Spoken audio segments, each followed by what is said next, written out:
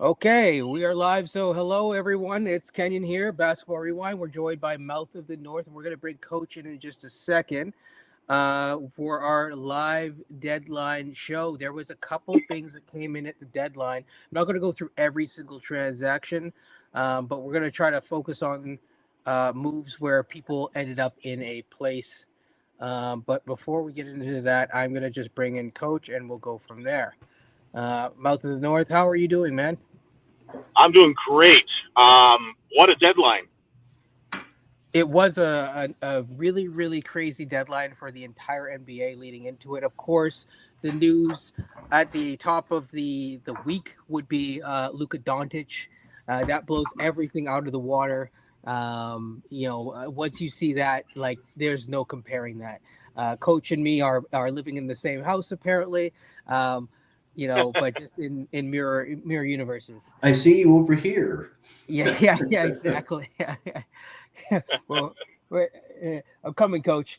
So, yeah. So, first of all, do you guys want to jump into any of the other deals first, or do you want to just jump right into the Raptors related stuff? I welcome, by the way, welcome, Will. I'd love to hear from you. So just post the stuff in the chat. We'll definitely get right into it. Um, This I agree with. So we will definitely get into this. Good. So Will said, just so you don't have to look at your screen too much, mouth. I'll read it out for you. Good deadline overall from the Raptors. Depends on the Ingram money, though. I agree. That is a good point. I know people are going to be trickling in. So again, welcome, and welcome. It was a crazy deadline. I do want to cover the Brandon Ingram stuff, but I think we should kind of probably do that at the end or later on as some of the Raptors fans are coming in. Instead, we should probably start off in terms of Raptors related news. Is there was a league shattering move that was made at the very end of the deadline. Of course, that would be the Raptors. As far as I know, I haven't seen any news about a buyout. So if there is a buyout, let me know. But I believe the Raptors are going to be taking on James Wiseman, who was injured at the earlier part of this year, into their trade exception for cash considerations, and that's about it. So James Wiseman gets to rehab. I believe he's on a 2-year deal, with one of those years being a team option. So it is a quite a low risk of a deal to pick up. And I know that the Raptors long term were looking to have some sort of form of, a center in their rotation moving forward, if not this year, in the future. Chomp will get there, but I don't know if Chomp is quite there yet. Coach, I'm going to bring you in first. Actually, Mel, I'm going to bring you in first because you were the first one in. So your thoughts on James Wiseman? I get the sense, because we talked a little bit before, that you are not the biggest fan of this move. Well, here's the thing: the Raptors needed a center. They had to get a backup for to replace the 10-day. They weren't gonna sign. I'm sorry, I'm forgetting his name, Robinson, to a full-time contract. So they had to get someone to replace him. And so from that aspect, it makes sense to get cash in the deal, which should help facilitate signing Ingram to a max, which is something they're obviously going to do. So in that respect, if he's hurt and he doesn't play for you, it doesn't hurt you. If he does, you get to look at him, and you have a backup for Pirtle. So, and you get a second-round pick, I believe, as well. Did we trade out a second-round pick, Kenny? Okay, so we got a second-round pick. So, like, to me, it's fine. It's not the end of the world picking him up. I just think he's a bust, and he will not be on this team next year. Coach, go for it. Your thoughts on James Wiseman? I'll give my thoughts at the end, and we'll definitely go into that, and then we'll get to Will's comments. So I think they did give up a protected top 55 pick, which means you have to be an awesome team. Oh, we did. Okay, so I missed that. So we gave up the pick. You get a top 55 protected. I don't know what year. I don't know. So we gave up the pick, though. we did give up Yes. a top 55 pick, but still, you're going to be a top 5 team in the league or a Right. top 3 team in the league, whatever. With the Wiseman deal at first, I didn't quite understand it.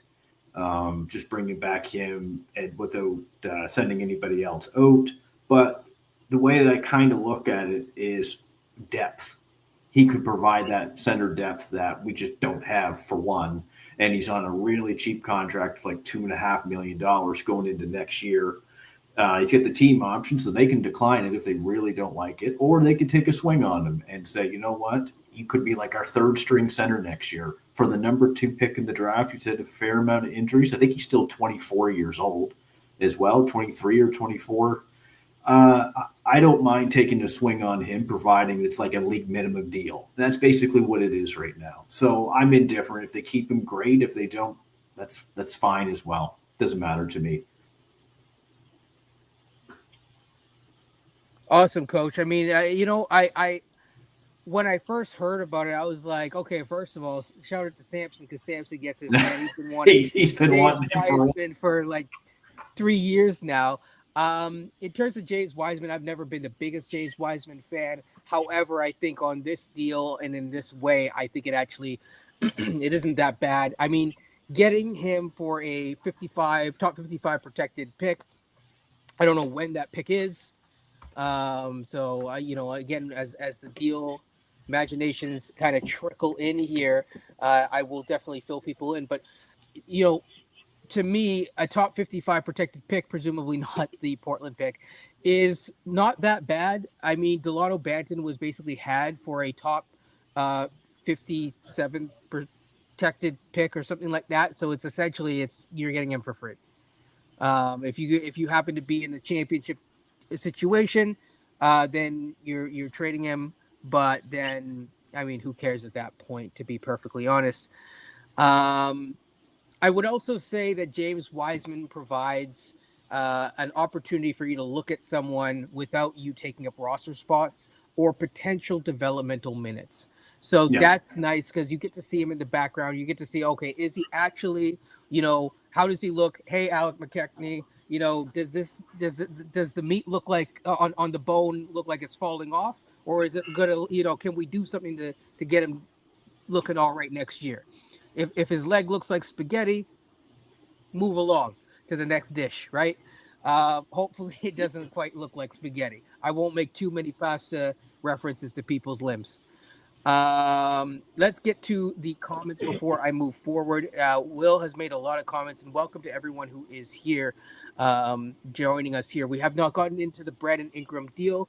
We're going to cover all things, and we also cover the Brandon Ingram deal as well. We have not talked about the Fox deal yet, so we will get into that probably next.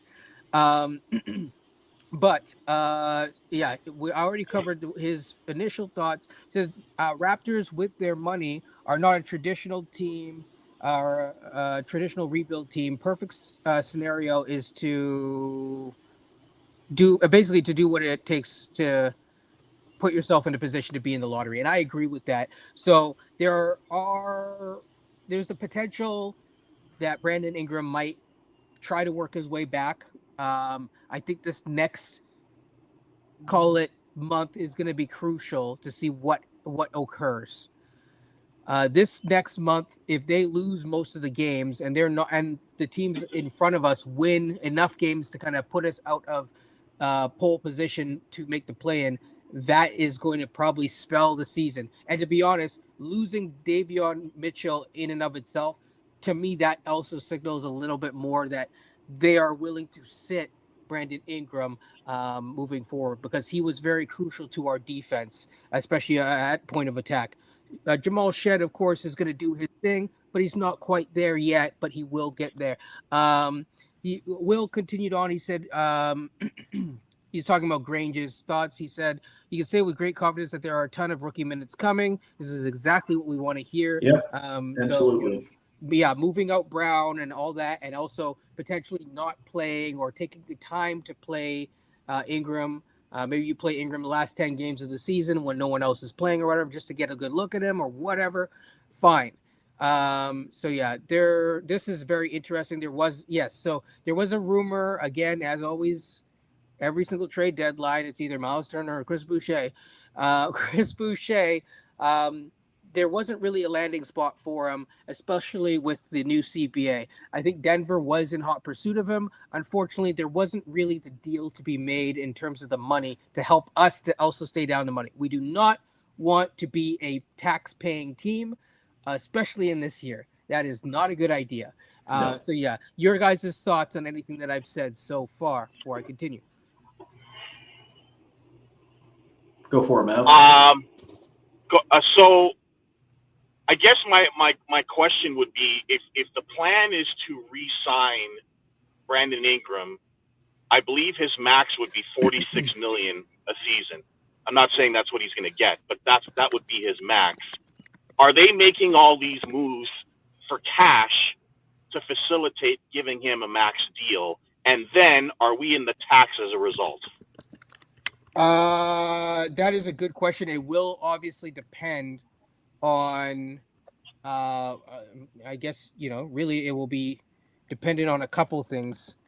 I'm just getting the actual, his max number, I believe, might actually be 52. Oh, wow. It's higher than I thought. I don't think, I don't think he's going to get 52, folks. But we'll find out, just because of the injury risk, of course. Yes. So, yeah, sorry. The other question that you had was, okay, so yeah, how does this set us up? There will have to be secondary moves that are made in the offseason. I don't think that you're in a rush you don't have to make those moves, right? So you didn't have to move RJ, especially if you're not planning on playing Ingram. Fine, you can sit the other guy and just kind of like play it out until then. IQ, rest up, right? We're moving into this part of the season where if we lose most of the games in February, like I said, we're out of pole position for the play-in. There's a good chance that that's it. That's all she wrote. And that's, if that's the case, then, you get to a last look at who might be kept. We got my guy. Are you talking about James Wiseman, Nick Davis, or are you talking about PJ Tucker? Unless you're talking about Brandon Ingram. I just want to double check. Just want to make sure. These are important questions that I have. So yeah. One quick second. Before we move off from the Raptors stuff, we will come back to, of course, not James Wiseman. We will come back to talking about the Davion deal in just a second. Is there any other team that really interested you with their moves outside of the Raptors, of course? The Lakers. The Lakers. The Lakers, 100%. Okay, everyone wants to talk Williams. about Luka. Yeah. Not just him. The Mark Williams deal. The Mark Williams deal was I think a lot better of a deal than it's than it's giving credit to. So yeah, I'm curious. So it hasn't been official yet, but I'm curious if they do it today or if they do it tomorrow. I can't remember if they have a game tomorrow right now. I'm not looking. They do. They played the Oklahoma City Thunder, and right. Pirtle and RJ are out. Quickly is playing. And so Correct. That's interesting because do they bring Brandon Ingram? Basically, do they wait till he's at home to do the presser? They usually do it pretty soon after, so stay tuned on that for sure. Also, a couple final things from Will. Presser was canceled, so I'm guessing it's because they're in Oklahoma City. Because I know Granger's out there prepping for that game. We're probably gonna get whooped, to be perfectly honest. But it is what it is. Kareem, welcome. SGA about to put up another 50 bigger. Amen. Shout out to the Canadians. Possibility of another trade. Yes, I believe that this is where we're looking at. And this is one of those things where, like Kendrick Perkins said when we drafted Scotty Barnes, it's like, oh, you know what? You may not see more of this guy, right? That guy is now gone. That was Pascal Siakam. I would say the same thing with Brandon Ingram here. Now, the draft is the draft. We will see what happens. So yeah, you are a very happy man. We weren't really debating us. Again, like I said, it's just more like, this is the thing that I don't understand. People, when you say I'm not sure about the deal because of where we are as a franchise, people take that as a negative, and it's more like I'm not sure. Brandon Ingram as a player is a phenomenal player. That's not the question. The question is A, the fit if you're keeping RJ, right? And B, obviously the money, and C, it's like the long-term fit, because as I will get into it later on, he's an isolation player. However, he's an inefficient isolation player. He's actually better in catch and shoot. As I posted a really good thread on Twitter. I might post that in the chat later on. I agree with Will. He is probably going to get $40 million per year at minimum. To be perfectly honest with his, I see 42. I think he'll get similar to what OG got. Yeah. So I'm glad that you're a believer. I mean, it might work out, and that's what I said in the thing. I tried to give a nuanced take. Not everyone likes it, but I tried to say, look, there's a world where they sit him. They come in with a really good, let's say, overall framework of something where it's like, hey, we're going to make you right. We got you financially. And then on the flip side, you go into next year with a top 4 pick, ideally, as well as some stuff. We will see what happens with that. Really quickly, I want to just cover some other things. Just to wrap up the minor deals of the Raptors. Davion. Dennis sure did move. Davion was on the move today. We kind of, Beyond's not here, but Beyond and I were talking about this, that he was most likely the next person to move. Davion didn't really make sense long term. How does Boucher survive? Yeah. It's like, man, can't escape. Might as well make the best of it. Like I said, there's death, taxes, and Boucher surviving the deadline. Exactly. I thought I was going with my commercial idea that if you didn't get a commercial this year, because Kelly Olynyk got a commercial, I said RJ didn't get a commercial.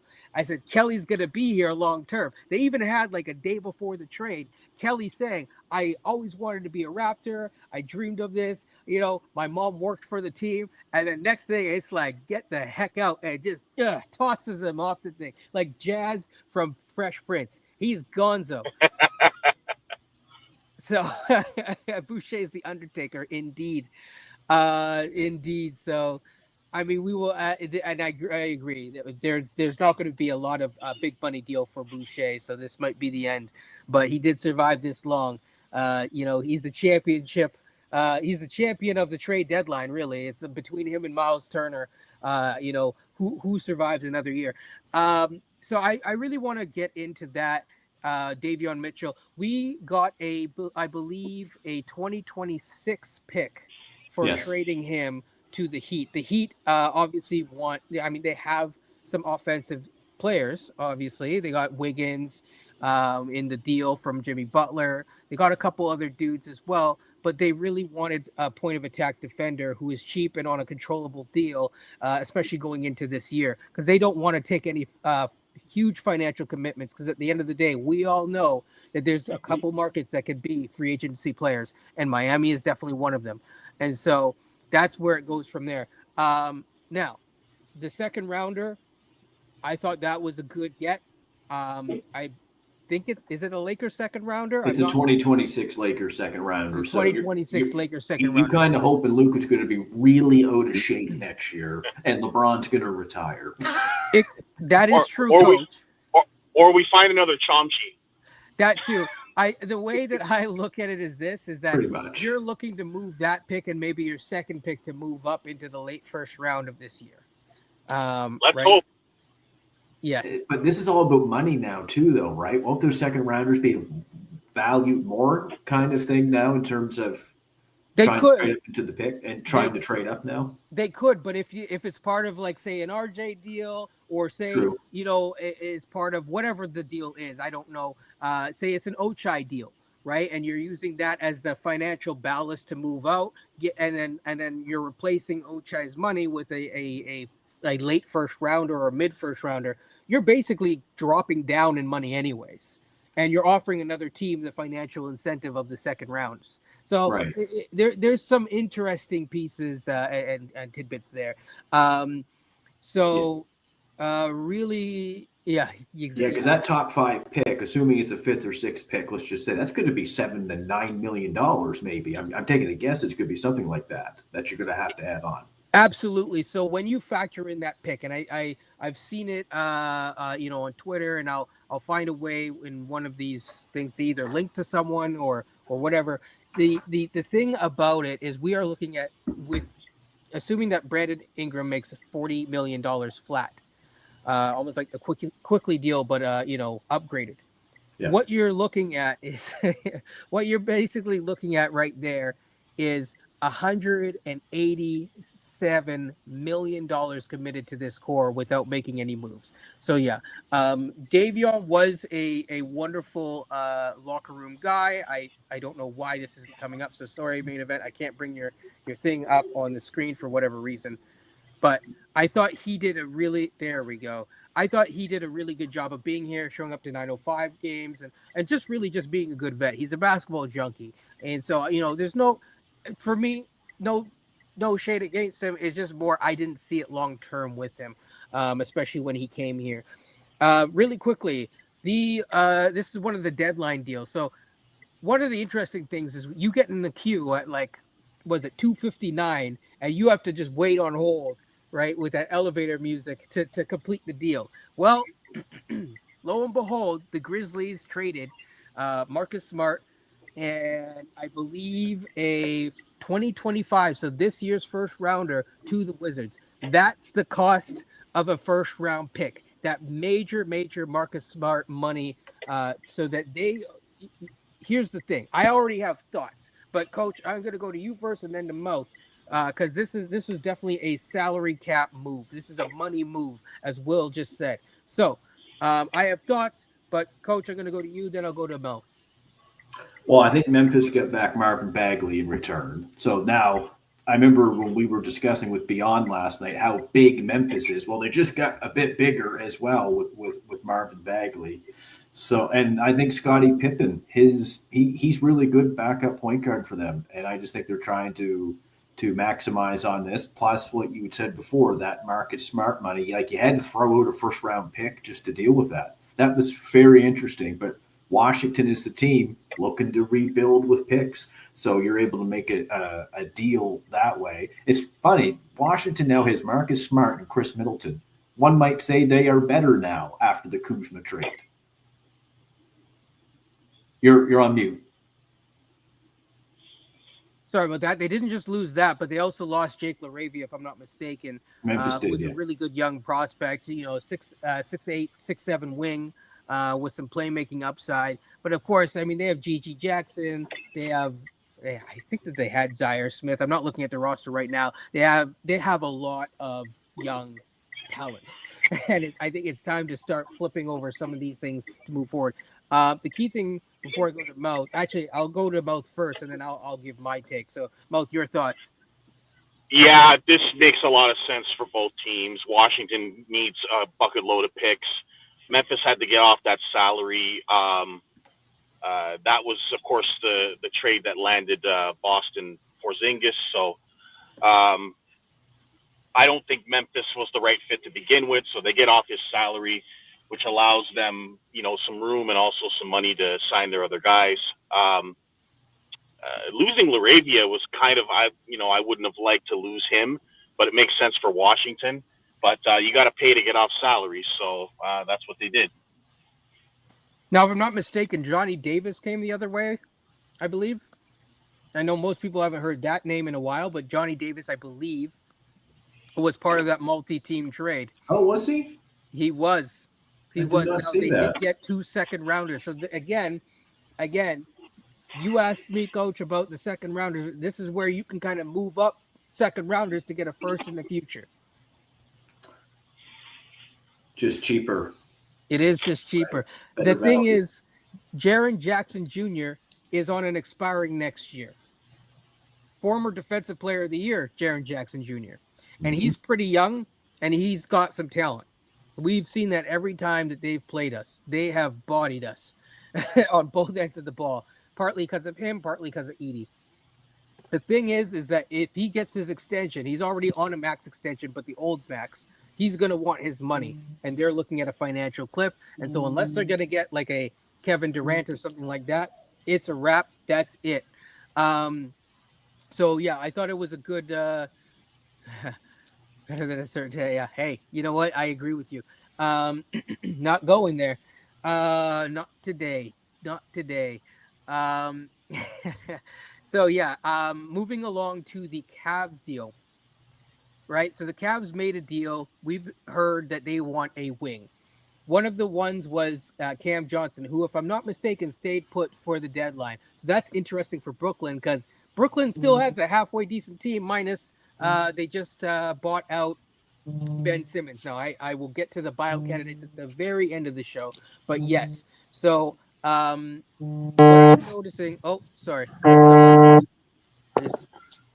I'm just gonna mute you mouth for just a second. But yeah, so DeAndre Hunter was acquired for Karis LeVert, George Niang, 3 seconds and 2 swaps. In my opinion, this is a little bit minor of an overpay. Um, it's a slight overpay. I do think that they're going for it. I think that at least they have a guy who's on a contract that is somewhat controllable for the next 3 years. And I believe it's on 3 more years left on that Hunter deal. And, sorry, 2 more years. So 23 million and almost 25 million the following year. I thought that was a decent deal. Coach, your thoughts? I love the deal for Cleveland getting Hunter. They want to win now, and they need a big wing player.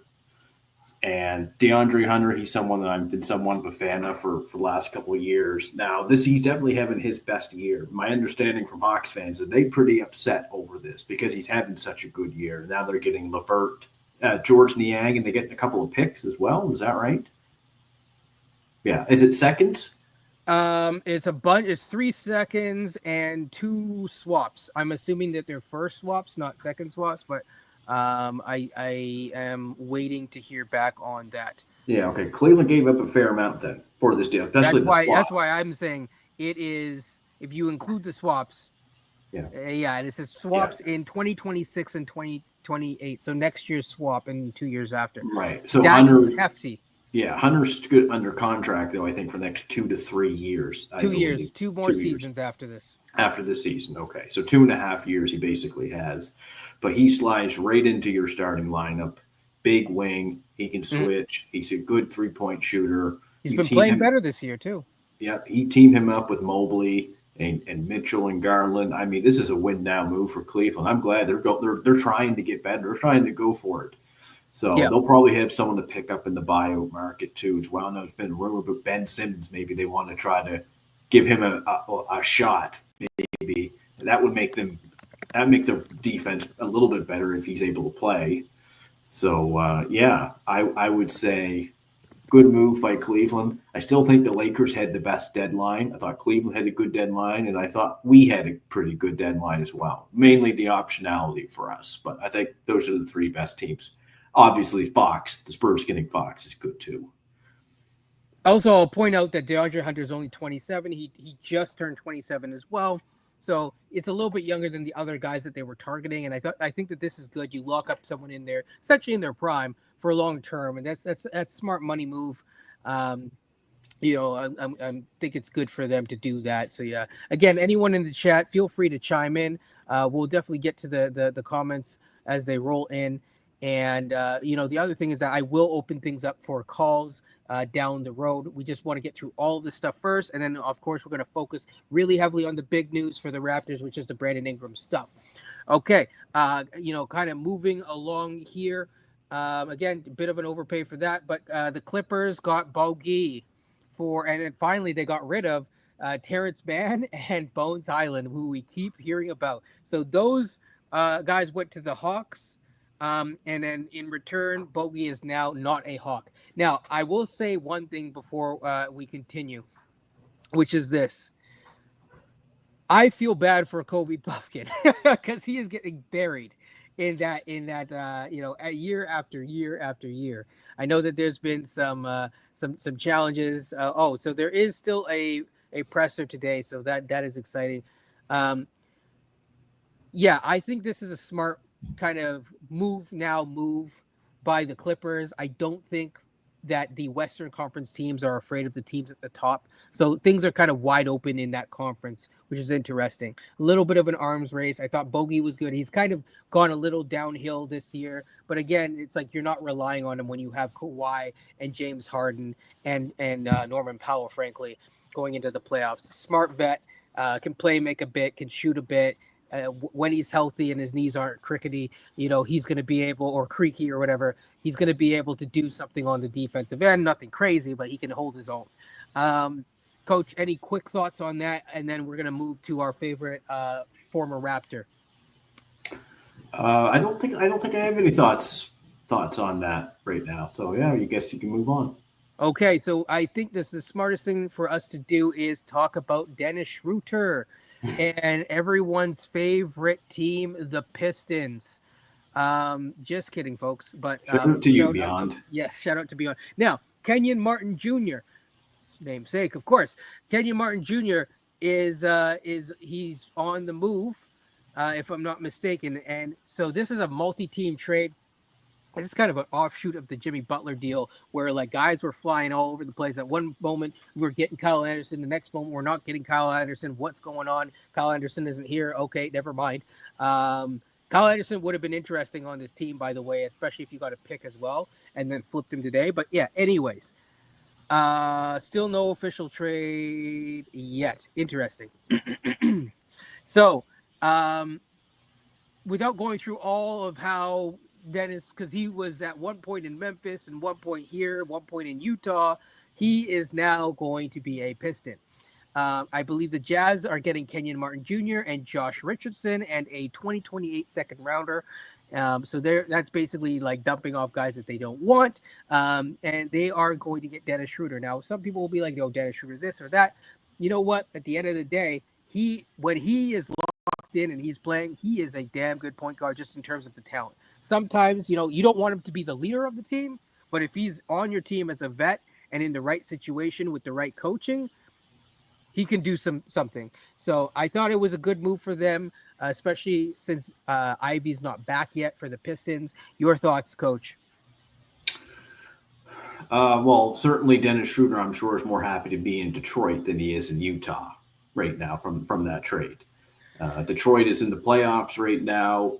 Dennis Schroeder, he can offer them some a veteran point guard. Like you said, with Ivy out, Ivy's going to be out at least another month.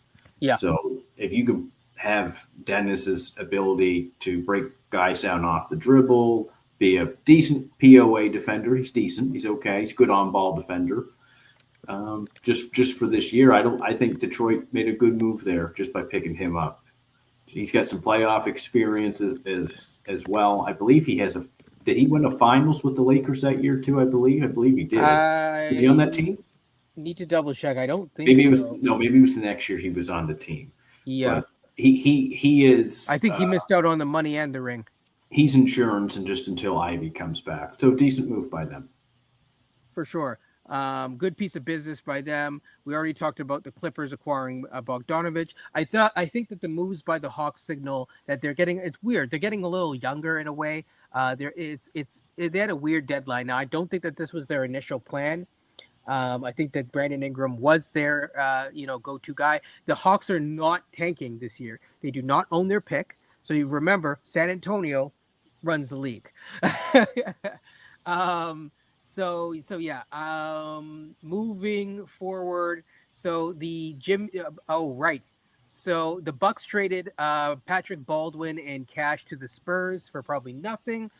That means that the Bucks are now officially going to be a. Oh, this is interesting. See, Chris Haynes tweeted that the Trey bomb post deadline, his future being murky. Exactly, they got to go for it this year. I think, honestly speaking, Landry Fields did a disservice by not getting Sarr, and I think that they picked Richelet to try to keep. It was a job saving move. We see how job saving moves get you in trouble. But yeah, kind of costed them Ingram too, in a sense. If they drafted Sarr, you wouldn't have Richelet, and you'd be able to unload that pick and probably get Ingram now. It'd make more sense too. It would make a lot more sense, to be perfectly honest. The stuff that they gave up for, I want to say,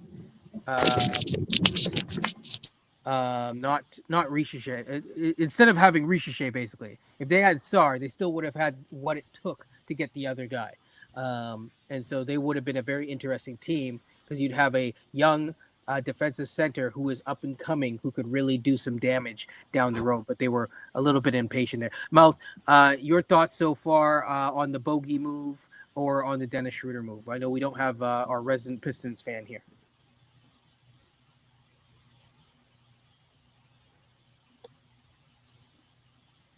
Your Sorry, thoughts, can you Mouth? guys hear me? Yeah. Sorry, what was the question, Kenyon? I missed it. Just wondering your thoughts about the Hawks move with the Atlanta or the Pistons move. Otherwise, we're just gonna keep moving on along here. Get back to me. I'm having trouble hearing you, Kenyon. Okay, Coach, can you hear me at least? I hear you. Yeah. Okay, perfect. Okay, okay, perfect. So, here's the other moves. Some of these moves I'm just gonna skip through. We're probably the best thing to do is to focus on the Fox move. The De'Aaron Fox thing was a very interesting. To me, that was a smart move by obviously the Spurs. I think where I get confused is the Kings are a very weird team. They're a very strange team. Coach, your thoughts on the Kings? We're going all in on offense. Even getting a guy like Jake LaRavia, I know you're pretty high on him, and look, he's a pretty good player, young player too. But even a guy like LaRavia, I don't see how he makes sense for them. I can see him making sense for a lot of teams that kind of need a little bit of offensive boost. But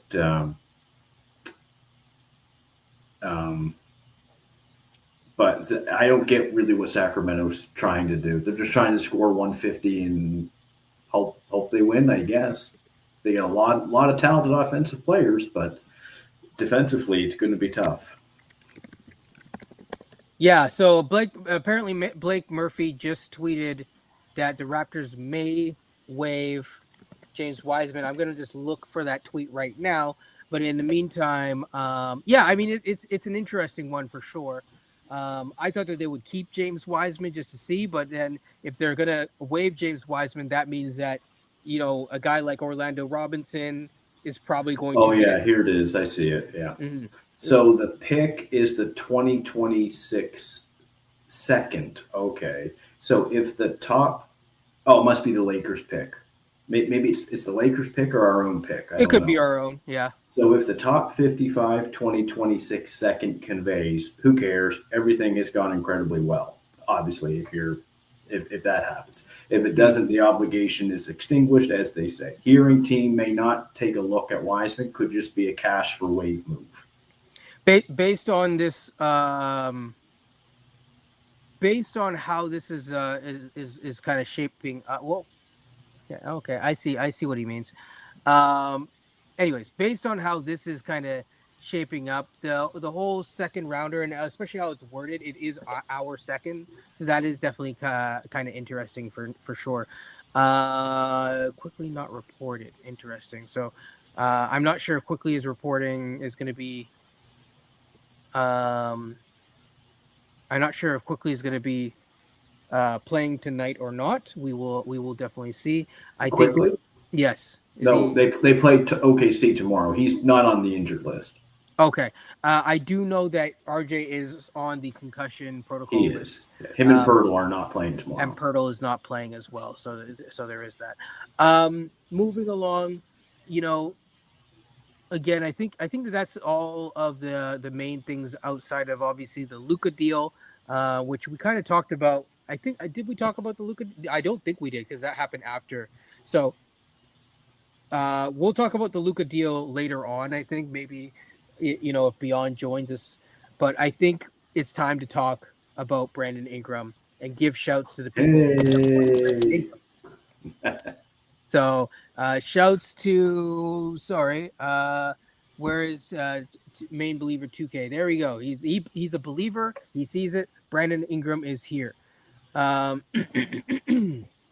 So the question that I have, Coach, your thoughts on Mr. Brandon Ingram on the Raptors for the pick compensation that we gave for him and what you see for the future. Of course, it was Bruce Brown and Kelly Olynyk out. So we finally traded Bruce Brown.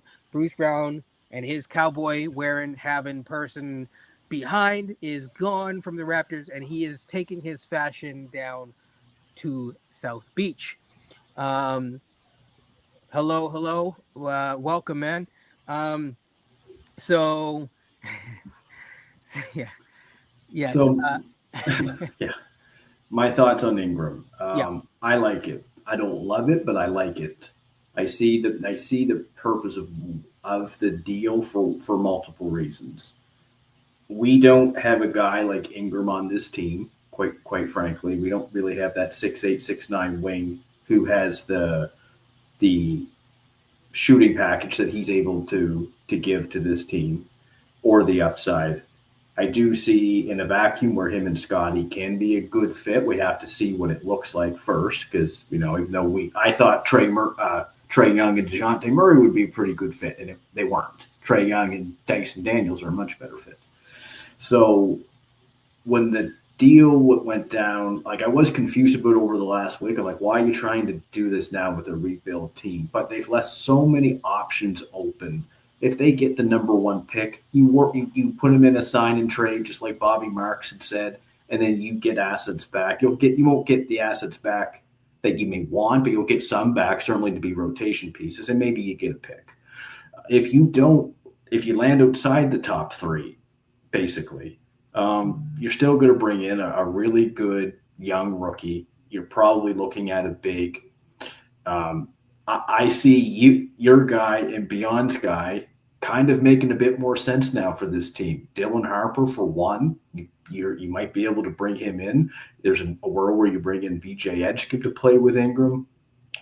I think Ingram too really likes Toronto. There's been some video come out he really likes playing in Toronto. He likes the city here, so that's always encouraging to hear.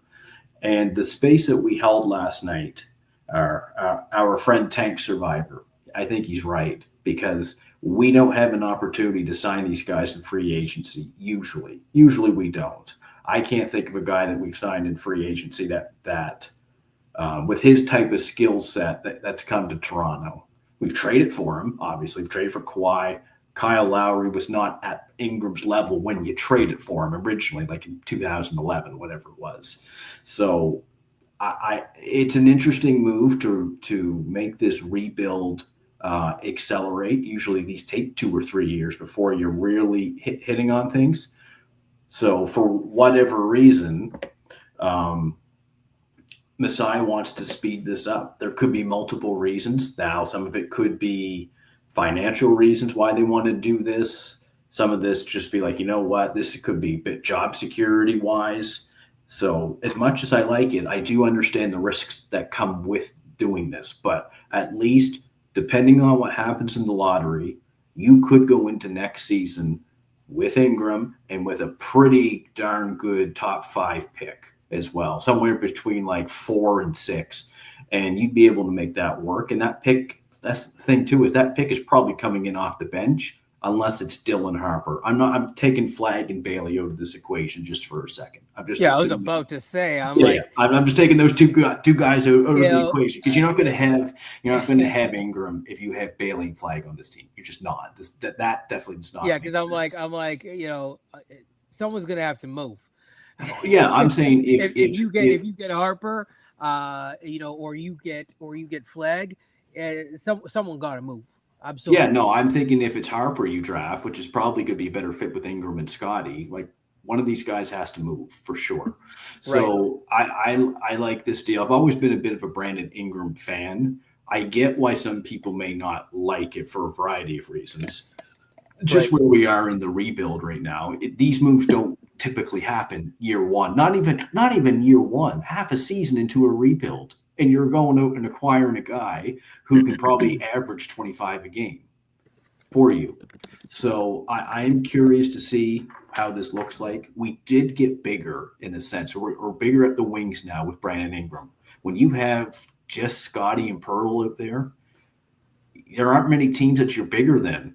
No. So when you have Ingram as well, not to say Ingram is this big hulking guy, but he is like 6'9". You have a front court of Ingram, Scotty, and Pirtle. I could see in theory how that could work. And now it's just like the question is, does RJ fit into this? RJ's made some big improvements, whatever people want to say, this year offensively. He's never passed this much in his life as he has this year, ever since he's come to the Raptors. Then we got to figure out what's that point guard position. That's more of a bigger question to me than anything, because Quickly's health right now, it doesn't look promising. That's why a guy like Harper or Yakachonis or even the kid from Oklahoma, Jeremiah Fears, some of these guys look a bit promising right now if you have to have some sort of insurance policy. But I also think, too, with getting Ingram, they seem to have confidence in Darko for making this move. Because you wouldn't make this move, I don't think, if you just want to tank and like, okay, we'll see what Darko does next year. There's an idea you want to get better and you want to have Darko around. And that's for them to decide. Yeah. I mean, we will see. There's so again, I did a thread. I'm actually gonna, now is probably a good time to post the thread if people are interested. I could check it out after. But it kind of looks a little bit at, just a brief overview at some of the good of Brandon Ingram, some of the bad of Brandon Ingram, and some of the concerning. I think, that's kind of what you're looking at. Oh, sorry, I just saw AJ Mitchell has signed a 3-year multi-year deal, so congratulations to him. The thing about Brandon Ingram on this specific team is like, I think that there are some significant advantages for him, like to be here. He does create in ways that we just don't have. Is he a number one? I don't think so. Right. So this is where I'm kind of like giving you both sides. Do I think he's like the ultimate dude? No. Do I think it's a talent upgrade? 100%. Yeah, it's definitely a talent upgrade.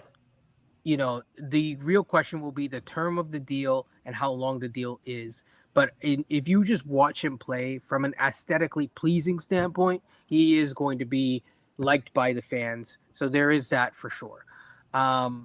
It leaves me a little bit puzzled because I don't know if this specific type of deal, I understand the notion of getting someone in now, but I don't know if this type of deal was something that needed to happen essentially right now. In my mind, it probably did not have to happen.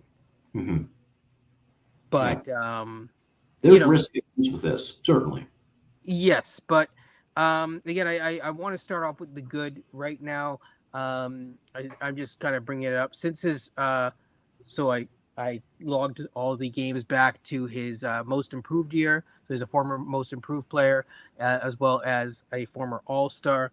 If he can return to form, if you're looking at it from then, he shoots the ball around 37% from deep, 47% from the field.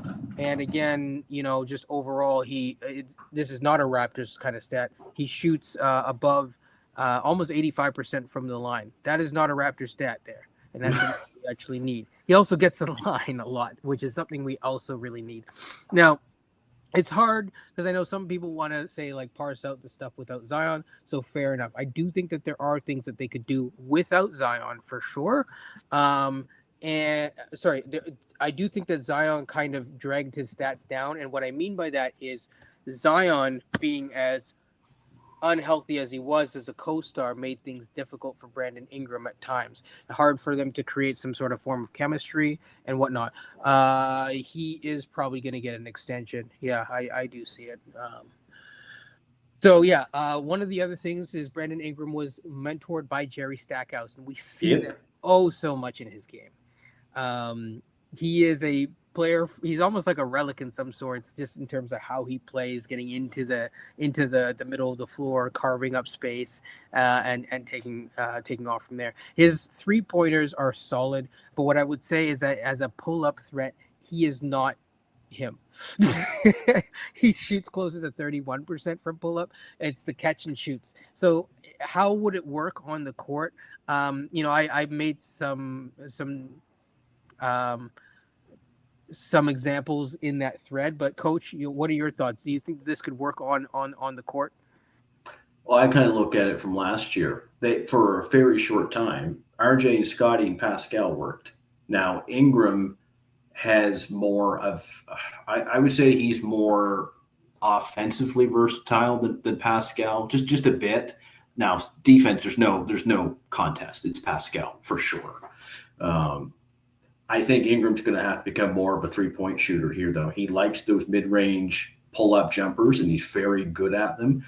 But he's going to have to probably um, be a bit more out on the perimeter as well because RJ likes to attack the rim. I don't want to take that away from him. RJ's also improved his 3-point shot, but RJ doesn't have much of a mid range game. We know that. Scotty actually has developed more of a mid range game this year, and as well as in the post. So I think if you can have RJ, his focus on getting to the hoop and taking stationary threes or catch and shoot threes, Ingram will get his probably in the mid range on the off the pull up, but also catch and shoot threes or pull up threes. And then you have Scotty. Maybe he's able to do more mid range and post stuff as well. So I do see a world where it can fit, but it's going to be interesting to see. Darko and his staff got some work to do to make this work. Plus, with Quickly too. Let's remember Quickly's in all this as well. Yes, so Quickly for now is part of this. Now, what I will say is some of the best plays that I noticed that were really effective that would kind of fit a pseudo 0.5 offense style would be if we could really turn Scotty into a super powered version of himself by making him a really good screen and roller, and then allow him and Ingram to kind of work a 2-man game and then have a 3rd man spacing out that you can flip out of that. The key thing, and this is my worry, is that Ingram's not the best at recognizing short roll passes as opportunities. If you can get him to make those pocket passes on a routine basis to Scotty, and Scotty's getting it as a hub right around the nail, that's now you're talking about something that could develop into something dangerous. That's to me the most interesting part of all of this is can you do that, and is Darko the right one to do that? Defensively, there are going to be some challenges, and that's again where I have some concerns. So again, there's some positive and there's some negative here, or some I say concerning, but I think that it can work. Now, moving forward from this year, in an ideal world for me, we would sit Ingram, we would retain that pick, and we will go into next year. So I will continue to say that. Yeah, that defensive starting 5 is yeesh. That's why it's like, some guys are better than others, and getting into the top 4 of this year's draft is very, very interesting. I know people mentioned Malawash. Malawash ain't cleaning all that up. Well, here's the thing with that 5. At least it's a big 5 to a degree. You big wings. You got RJ who's 6'7", Ingram who's 6'8", 6'9", and Scotty who's 6'8", 6'9". So there is that element where RJ, if he's guarding some more 2s, maybe he's able to use his size a little bit more. That might even be able to push Scotty a little bit out on the perimeter as well if RJ and Ingram are being switched off and they're around the hoop. I'm thinking more Ingram. Things like that. I do see a world where that might not be as such a concern, but it still could be. I think the thing is with this new lineup, Grady next year, I'm guessing he's going to be really motivated because he's being demoted more or less. So he's got to bring the defense next year. Him and Jacoby both, quite honestly. I think Jacoby brings something in that potential as a 3rd man in this option where he could. Yeah. Or even Grady, depending on who else is on there. I mean, again, there's a lot of filling out of the roster that needs to happen between now and then. So, yeah, we do have a new guest, JD. Welcome. How are you doing? How are you feeling? How's it going, guys? Hey, JD. I try to be positive about this because I feel very conflicted and confused. That's how I feel. But, yeah. Do you want to just jump into this, or do you want to talk about what are you guys talking about right now? We were talking about Ingram. Yeah. Oh, BI. Man, it's tough. Like I'm not happy with the trade. But at the same time, if somebody would tell me that we're gonna shut down BI for the season, like I'm okay. All I care right now is like what's our record right now? 16 wins, 16, 17? 16 wins. right? My threshold is at 23 wins, right? That means we only have 6-7 wins left for us to be in a position to be top three, top four, right? I'm not sure how much impact BI is gonna have in terms of us winning, um, but if it works out well, he's a cherry on top. And I've told other people about this. Like we're winning because like we have uh, like everything is clicking right now. Like we have a solid foundation with Yak out there, especially with everybody playing hard, right? So if BI goes in there and like he pops, right, like we're gonna rack up a few more wins than necessary, right? So that's my concern, right? Like what do we want here? Do we want a like a top 4 pick, or do we want to be picking in the like 10, 11, 15, right?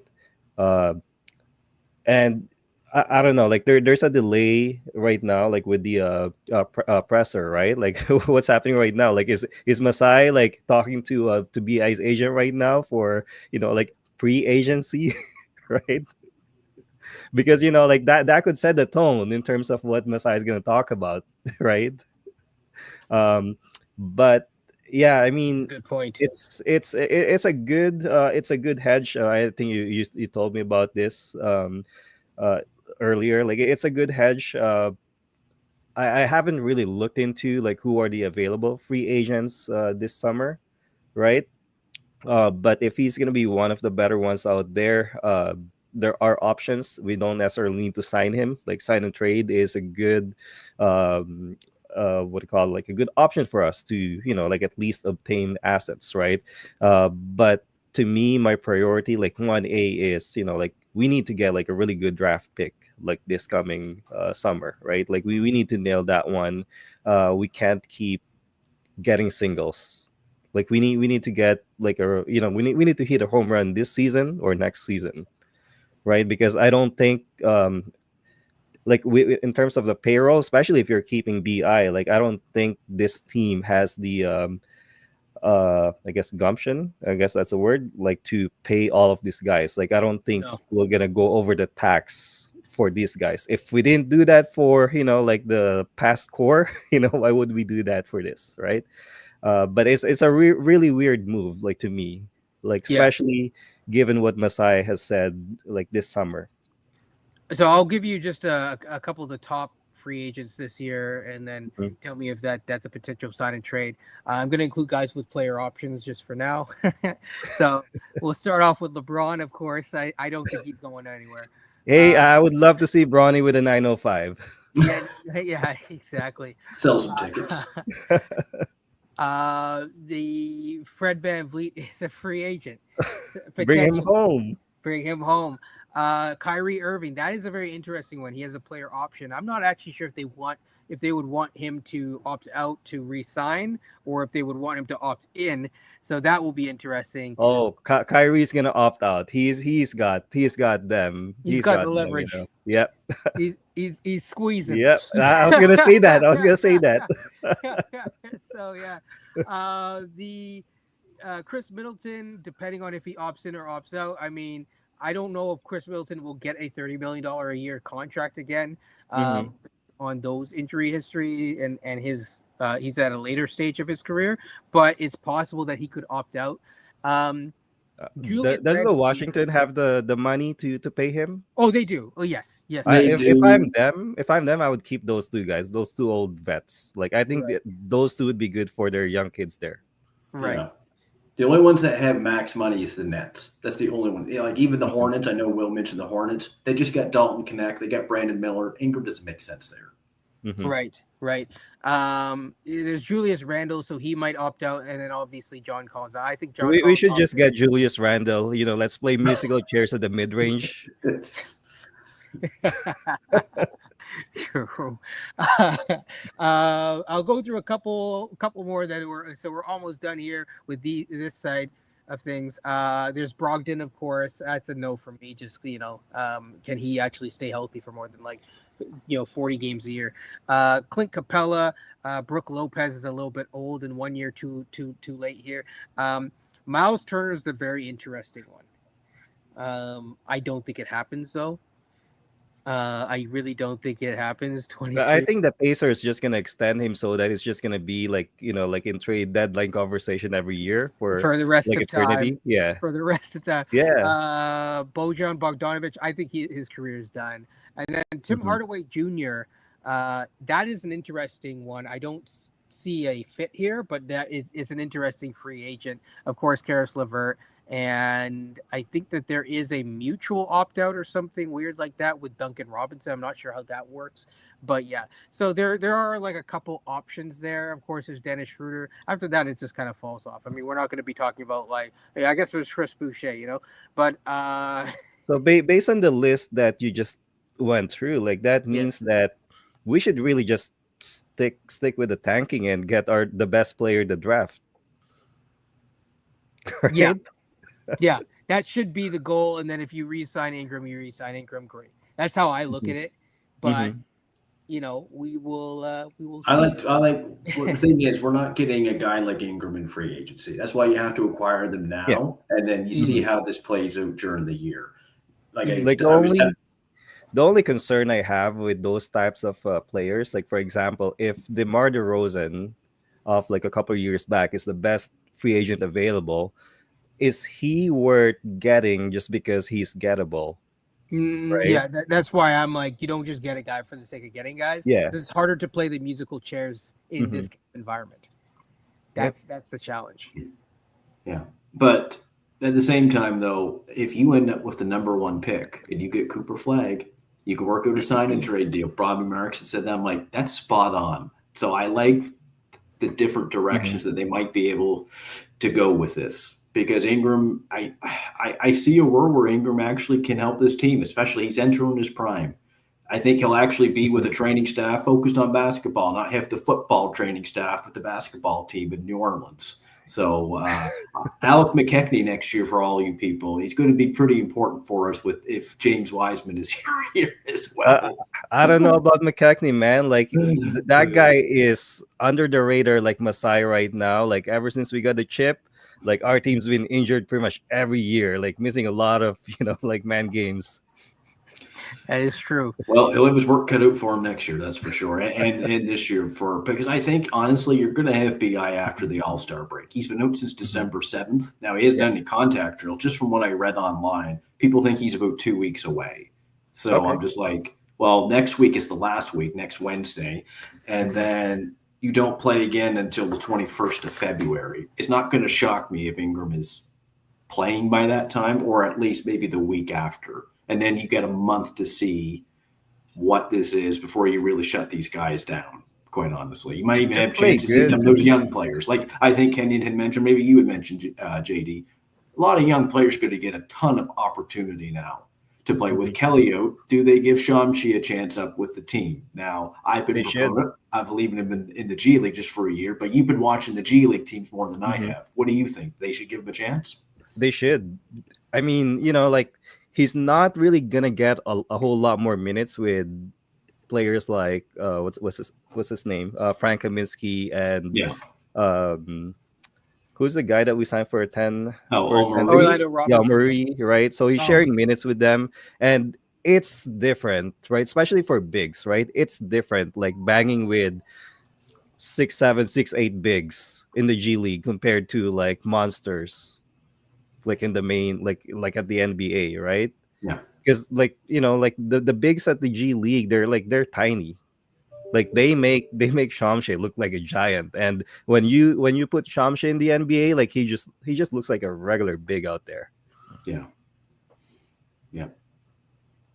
Yeah, I think one of the other things that I'm looking at is I think this specific month is going to be incredibly important because it's not just about our record, but it's about everyone else's record. If the teams in front of you right now, it's the Nets, obviously Philly, Chicago, Portland. I'm not worried about. They're 9-10 in the last, but like some of these other teams, even Atlanta, to be honest, if they continue to rise and you falter, that's that's it. I'm if it's bad enough by the end of February, I think that they do have the gumption to pull Mhm. and just sit everyone down, because at that point you're what are you fighting for? So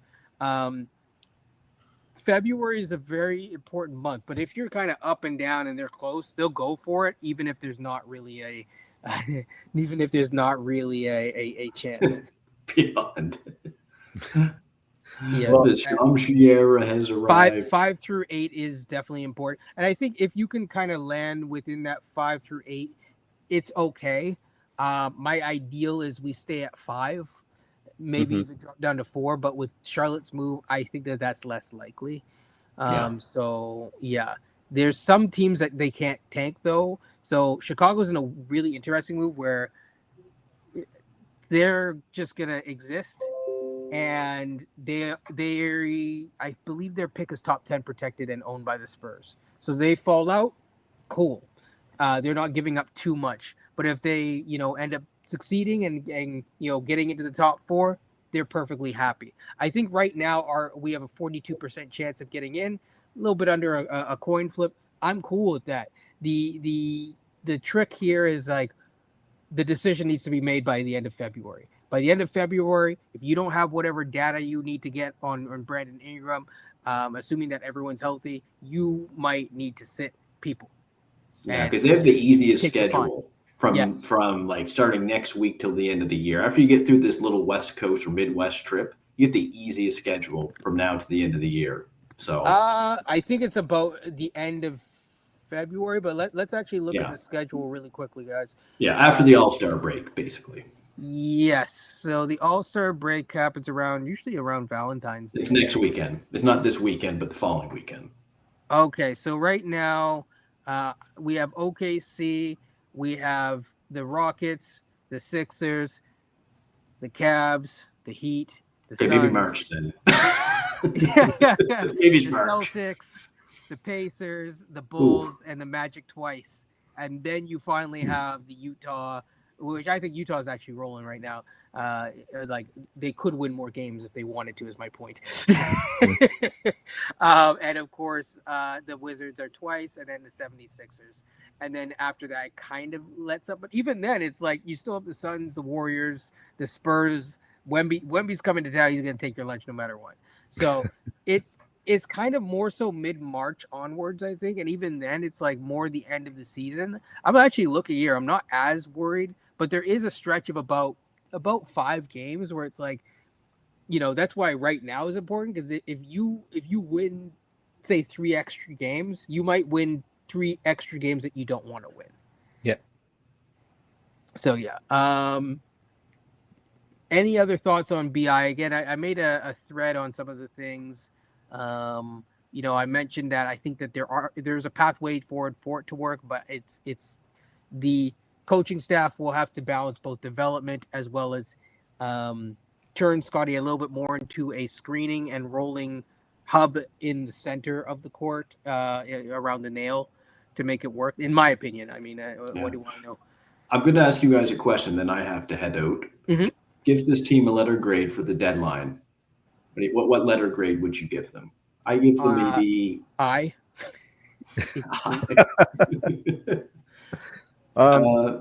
Yeah, what do you think, JD? To me overall, like this is like this how I would put it, right? I don't want to give them a grade right now until I see what happens in the summer, right?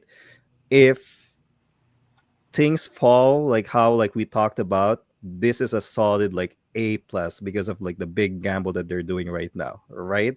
But if this kind of like, I don't know, like if like to me the worst case scenario here is like BI playing, helping us win games and taking us out of the top 5, top 6, and then like he walks out as a UFA, we don't get anything back. If that happens, that's a solid F to me. Yeah, that would really suck. Right?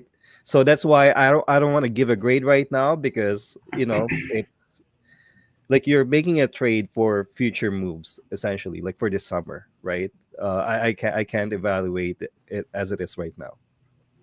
Also, BI on like a $50 million deal, where it's like he's absolutely maxed. That's not ideal either. So I will add that. Mouth is here. I'm gonna add him in just a second. But yeah, so Mouth, we are talking about BI, of course. Your thoughts on the BI deal? Okay, can everyone hear me? Gotcha. Yep. Okay, so let's start with the deal first because I don't want to be negative on this at the start. But if you're trading Kelly Olynyk and Bruce Brown for Brandon Ingram, on the surface, that's a good deal. You're trading Indiana's first, which is 20th overall, and a second. I wouldn't trade draft compensation when you're a rebuilding team, but if you're getting rid of that kind of salary, one that's going out and one that's a real drag on your books, and you're getting Brandon Ingram, I understand that. The timing of this, however, makes zero sense to me. You're a rebuilding team that has 16 wins. You're trying to rebuild your roster with cheaper talent.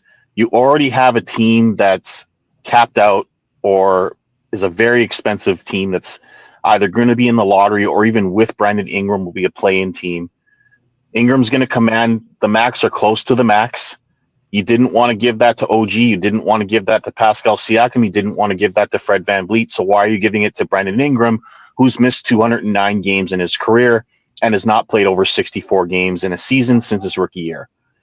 Brandon Ingram's talent is unquestionable on the offensive end. 3-level scorer, can certainly create his own shot. Not sure how that fits in Darko's system. He doesn't like ISO players. He plays zero defense. And so even if I said, I like the trade, I like Brandon Ingram, he doesn't help you defensively. And last time I checked, the Raptors are one of the worst defensive teams in the league.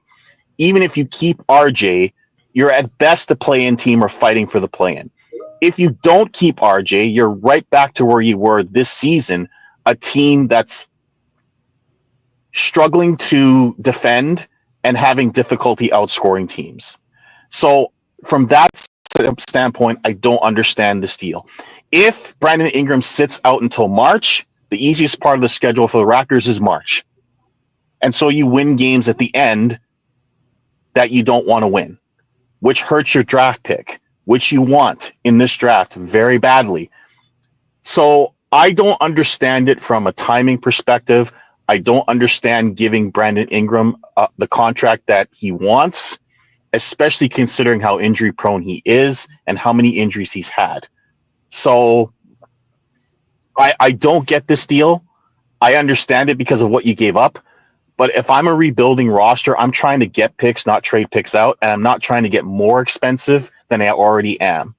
So I understand the other deals, but this one, the second round picks, I understand getting cash. I don't understand this deal and how it makes the Raptors any better than they were before the deadline, because you haven't improved your defense. You're going to have to get rid of one of your guards. You're going to have less time for your kids to play. And you still have Darko as your coach, and therefore the maximum you can hope for is the play-in. Last time I checked, Masai wants to win championships, doesn't want to be in the play-in. So I don't know how that helps us get to that point. So I think the notion would be you ideally sit him, or if you get any time with him, you would get the time with him in February while the games are tough, and then you just sit guys like Pirtle, or you have the excuse of Pirtle out with hip pointer for rest of season, right? Grady got malaria, RJ got trench foot, right? But my thing is, Kenyon, why wouldn't they have done that earlier in the season? As I've said to you, and you and I have spoken about this, They have not tanked at all this season. I know Coach disagrees. This team has not tanked this year at all. They have played players every single chance they've gotten. When they had a chance to sit Scotty on 2 occasions, especially after the ankle. They played him a game after he got the ankle injury where they could have sat him out a month. They have tried to win every single game from October. So this team is not tanked at all. And then they go on that winning streak, which was almost like the Yak move where they wanted to see how good the team was. So they won a few games. And then Masai makes the Brandon Ingram move. And so I don't see this team as tanking at all. I've never seen it. And this is only proof that they're not tanking even more. So I don't get it, but you tell me. Maybe you can convince me. Otherwise, I haven't heard comments from our friend here, so I don't know. It doesn't make sense. I know, No. guys, but enjoy the rest of the session. To our audience, thank you for coming to watch. Take care. So yeah, no, I mean you joined a little bit after. I mean you were here before, but you joined a bit after, so you missed some of it. So no, it's good to hear your perspective. I know JD just gave his. I've given mine. I said that there is both good and bad with this. It is risky. The upside risk could be worth it, but it is risky, and I don't know if it's the right move. We will find out soon enough. But there is a pathway that it works out, but it can make certain roster building decisions tougher. The nice thing is that the order of operations, either if you sign and lock him up on a good deal now, great. The other thing would be if they end up winning the draft or whatever, Cooper Flag or in the top 4, that also changes things. Boucher, partly because of what they gave up, which actually, James, good timing on this. Boucher is the interesting part for me because I still think that they could have made a Boucher deal, especially since they might waive James Wiseman. They could have made a Boucher deal and just ate the money and kept it moving and figured the stuff out at the next year. To keep that going for another year is not something that I'm happy about, and I think that they should have done that. But I know that they were trying to keep their books clean for themselves, but they should have just done that. Who knows? Maybe Boucher instead of the second rounder, right? I know it's a 2031 second rounder, but it's still a second rounder. So there's that. Yeah, he wants to retire as a Raptor. I guess some people are masochistic, or something. I don't know what's wrong with this dude. It just likes embarrassment, like not playing in your home city and stuff. But fair enough. The Denver move, what held it up to answer Beyond's question is really, I mean, at some point it's tough to move money, and they had a tough time moving money. Did they make any cost-saving moves this deadline? I can't remember. I don't think they did. No. Right. So they're in a tough place. How can anyone believe we were tanking when they had? So yeah, no, exactly. Agree. Exactly. Exactly. Yeah. Thank you. and I think that's where It's a very expensive tanking team, man. Yes. People get mad at Bill Simmons, but he wasn't wrong. Yeah. He was right. He was actually right. And I know people say that there was an American bias, but yeah. Like Kenyon, this is the kind of move you make when you're really close to winning, like not like right. Tanking or going to the lottery.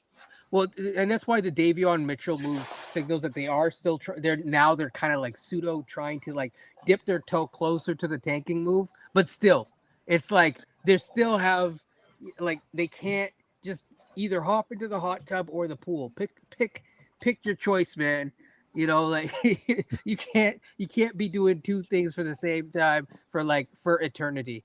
And it would be good to have more clarity on that instead of trying to have their cake and eat it too all the time. Is Davion really like a tanking move, like trading? No, I disagree. I think it is just because of one thing, right? He helped their defense against bad teams. He does, but I've never seen a player with a nickname that applies to himself too. True. That is true. That is. He does have a lot of off nights. Yeah, I mean that is a good point. Offensively, I think Shed is actually an upgrade. Defensively, it's a little bit of a downgrade, but it's also at least you're valuing the development, and I think that's where it comes down to, right? Like Davion's minutes were going to be taken up by like Jacoby a little bit, tiny bit. Obviously, a little bit by Grady, a little bit by like different, little by little, it adds up. And then on top of that, you just open up minutes for Shed. So that's why I'm like, it's a bit more of a tanking move, but it's not a major tanking move. It's kind of like a soft tank. I mean, considering who we have on defense right now, we have, let's just say it's Grady, Ingram, and RJ starting. Okay. They're three of the worst defenders in the NBA. So from that standpoint, you could be right that we might just lose anyway. And I said this all along, like whether we're trying to win or not, this team sucks. So you don't have to tank for us to lose. Hey, but JD, at any least they're thoughts? playing with a much better effort. And that's all Absolutely. I'm asking. Yeah, they play hard. I'll give them that. You know, and Darko can get credit for that because, you know, he's like a father figure to them, which is why that's how he's trying to keep his job. Every press conference, every time you hear about him, I'm trying to be a positive thing for these guys. I'm trying to be a father figure to these guys. You never hear anything about X's and O's or defense. It's always, I'm trying to relate with these guys. And it's working because the players have called it out and said that they really like that. But at some point, we need to get a real coach. And I don't think that he is a guy that is going to lead them into the promised land. There's a reason we've had one of the worst defenses in the NBA the last 2 years. And it's not just the talent Because on the of roster. personnel, yeah, Correct.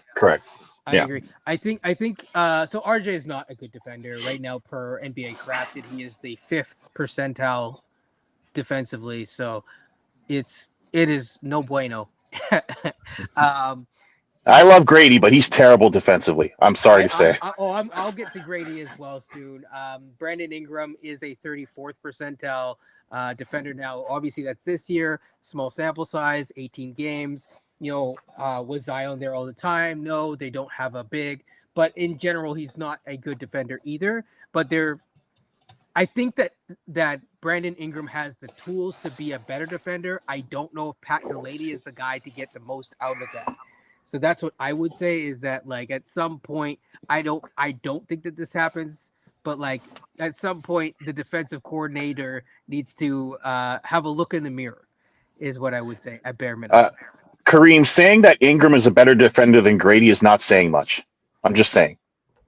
Yeah, well that's where I was gonna go is that like while this might be true, Grady is a second-year player. And did not come in as a known good defender.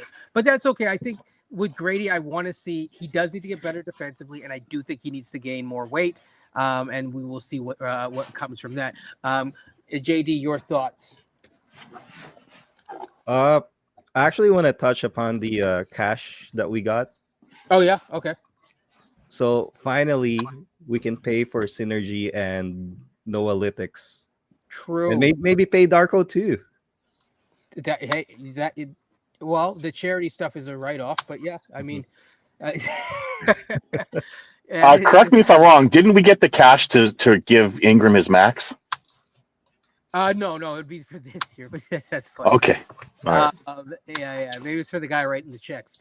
So Grady, I will also say he is a 5th percentile defender per NBA Crafted.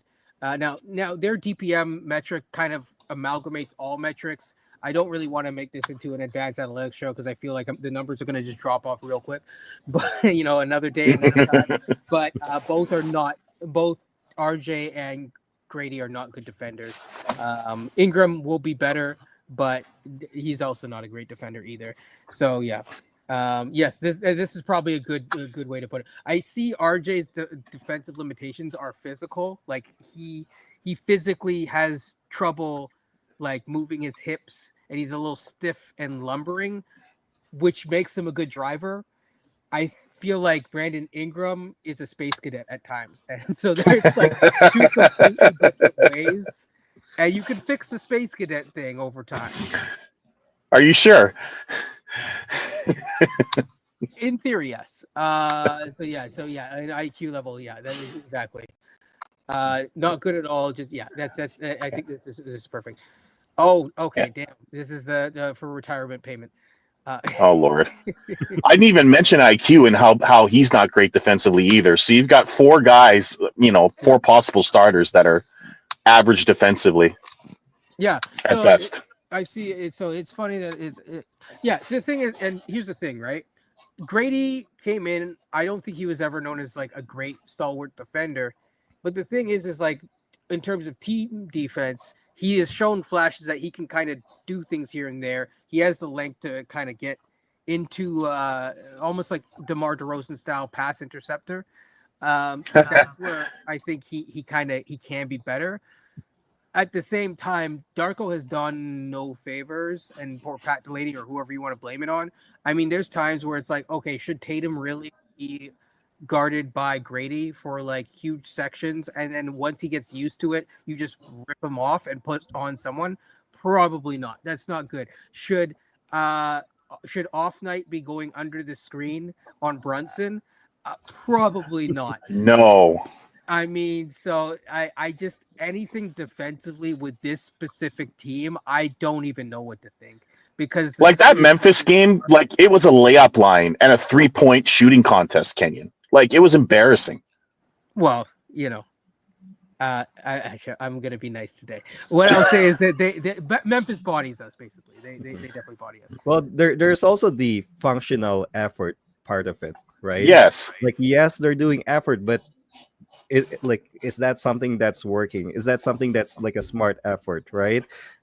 Some players, like, and we've had this with some players in the past as well, where they look like they're doing something, but they're really not doing something. Like what did Russell Westbrook said about Pat Bev? Like he's just running around doing nothing or something like that. Yes, That's what we look like on defense, right? It reminds me. Okay, the statement that you said reminded me of a Far Side comic, and I wish I could find it right now. But there was this one where it was this kid going into school, and the school at the top it says school for special kids, gifted special, and it was a pull, but he was pushing. And he's pushing the door, and he's pushing with all his might, and he's giving a lot of effort, and the door's not going anywhere. So it could be one of those type of things. It may not be, you hope not, but it could be. So, sorry, just to get through some of these, it's a dangerous. I agree with Beyond, by the way. Yeah. Yeah. The first round pick for next year, that's the curious thing, because it's like, does it shift who you get?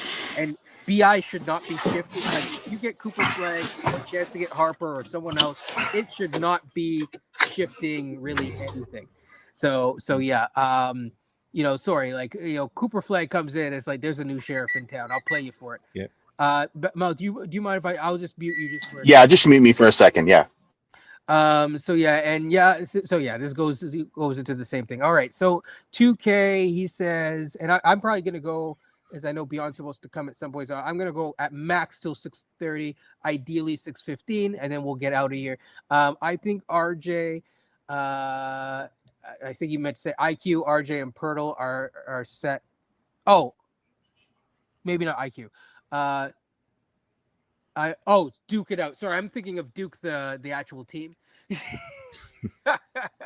Okay, so yeah, they're set to duke it out. I don't know if I would say the next couple of years. I would say it's probably going to be a year.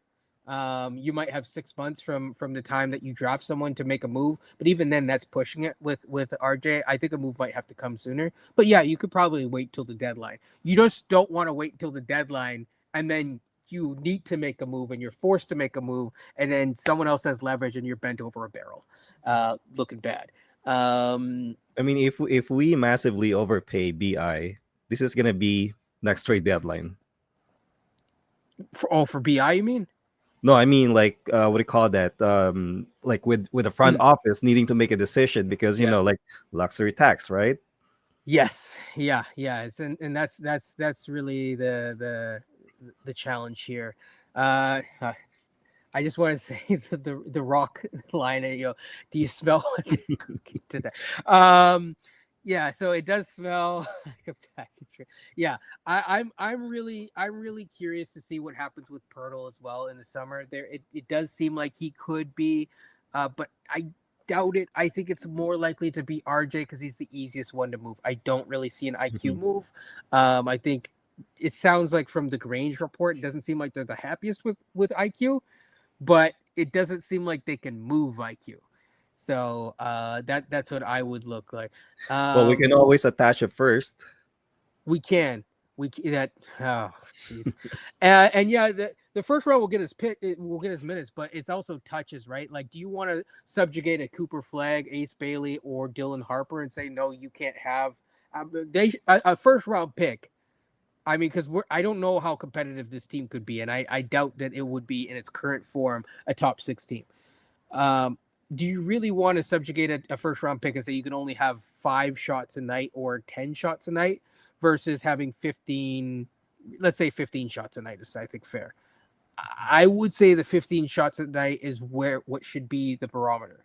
I mean, even if it's at the cost of Jacoby, Walter, or Grady, you've had your turn. Like, that's what they're getting. But also you want to see what they can do, because that is the nice shiny new toy, the Ferrari. You don't keep a Ferrari you got to drive the Ferrari. So yeah. Let's see, sorry. Yeah, that's a good question. Kelly might have gotten you a second rounder. Bruce Brown maybe a second rounder or a first if you're lucky with the right team. Like maybe the Marcus Smart idea, where if we traded for Marcus Smart, you could probably get a first round pick. It doesn't get them off the money right away, but it gets them off the money. You get Jake LaRavia. And you get Jake LaRavia. Yeah, exactly. So, which I mean, I would take. It's not the worst idea, but yeah. I'm not sure if he's talking about BI, but I don't think it would be I think he's talking about the timeline. Yeah. The need for a center. Yeah. Hey, man, we got Chomchi. How old is Wiseman? What? That's a good question. Are we keeping him? I heard you guys talk about Wiseman earlier. Yeah, so it was to be determined. I think it's one of those things, like it's a Sasha Vezenkov type thing, where suddenly it's like, is he in or is he out? And they're talking about him like he's going to show up next week. But then really, I'm like, I don't think this dude's going to show up. Sorry, Blake Murphy's stuff is just reloading for me, so I'm just double checking. But last I heard, it was a TBD. Now, would you?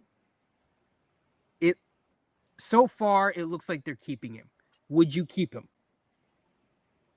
I would actually, like, I would restructure his contract. Like, I would not pick up the contract and offer him, like, you know, that OKC special, like the 2+1.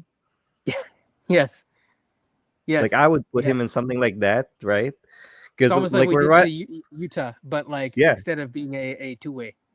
Yeah, and actually, like, I think that's one of the reasons why we held on to Boucher right now. Well, we're probably gonna re-sign him or something so that we have another trade ballast, right? We have another contract because right now, like, we're almost stuck with having to trade Yak like next summer if we need to make moves, right? Without involving like the main guys. Yes. So it's unless you want to trade, like Grady, Jacoby, those guys, or Ochai. Yeah. There is always Ochai. You don't want to trade the best developmental prospect that we've had, Exactly. Exactly. I think I personally think Ochai would be someone who could be a sneaky outgoing guy, but if things are played right.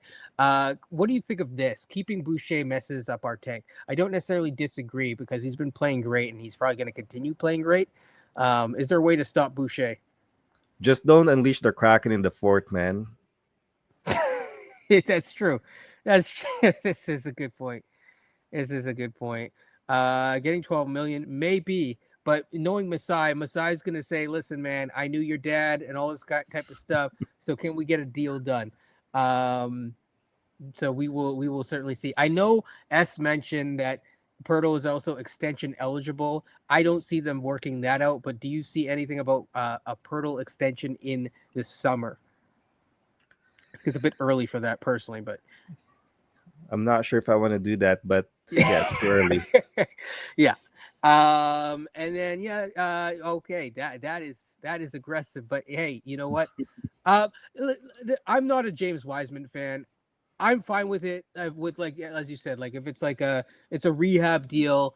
He's on a minimum contract, depending on what happens at the draft. But I'm also okay if like next year, they move on. Like I'm fine either way. I'm not a big fan of his. He does have some hypothetical talent, but you actually have to be healthy to demonstrate that on a regular basis. Yeah, well, even when he's healthy, he's a Precious Achua all-star. So I'm not a big Yes. fan of his. Yes. Yes. But again, like I said, that's Samson's man. Shout out to Samson. You got your man James Wiseman for at least today. Okay, so there will be a Raptors presser at 9 p.m. I am not staying till 9 p.m. and watching the presser along as a watch along. So sorry, people. That will be a next episode of Basketball Rewind type thing. But I will be tweeting and talking about it for sure. Yeah, exactly. So yeah. Beyond, are you coming out? Because so yeah. In the meantime, your thoughts on Fox. Let's talk about Fox. Are you asking me? Yeah. Oh, Yeah, sorry. like my thoughts on Fox, like the trade or like the fit or both? Yeah, no, both. I think Mhm. from the trade standpoint, I want to know your thoughts on what Sacramento specifically did, because they had a weird trade Well, deadline. I'm pretty sure, just like the Raptors, like the Spurs had some dirt on the Kings, because there's no way that they only got that much. That they should only get that much. I don't know what kind of magic or like some dirt that they have on the Kings. But fit wise, like I'm not like, it's not like the best, like 100% like perfect fit. But you need somebody like him. Like you don't want to overburden Wemby right now. Like you need somebody like Fox to kind of like take up that mantle as the 1A guy right now. Like I don't think he's gonna be the long-term partner of Wemby.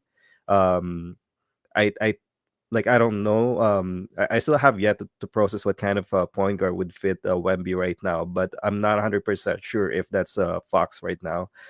So I'll leave it at that. But he's the best available point guard, young point guard that they can pair him with right now. So that's a win, and especially like they didn't lose anything at all. Well, that's just it for them to get like Garland or something like that. I actually prefer Garland. I do too. I Mhm. want Garland here. But No, for Wemby. Well, for us, sure, but like for Wemby, I think Yes. Garland would be better. Yes. So I think Garland would have been the correct move. But I don't think that they were willing. And in fact, I thought Garland was a better move than potentially getting Trey. I know there was such a focus on Trey. And to me, I thought, the money, the way that he's locked up and all that, it's like basically he's making quickly money, which really hurts when you think about it. But I really do think that Garland was underrated last year because of the injuries and stuff like Yeah. that. In terms of Sacramento, like you said, I don't think you focus too heavily on Sacramento. So what do you think about the reunion of the Chicago Bros?